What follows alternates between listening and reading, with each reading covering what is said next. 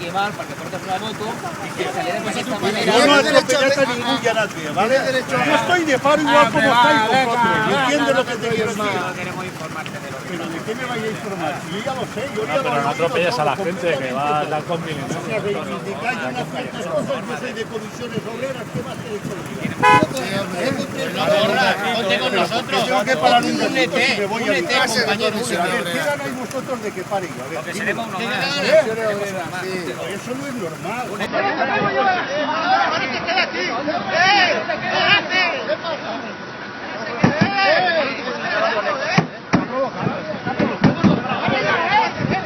Está provocando.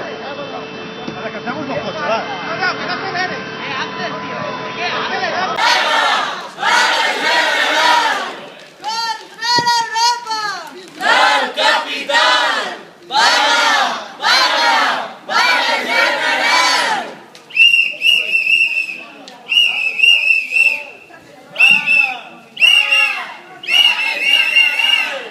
Perquè avui, 14 de novembre, cal fer vaga. Perquè PP i CiU apliquen retallades i privatitzacions en sanitat, educació i beques, protecció social i investigació.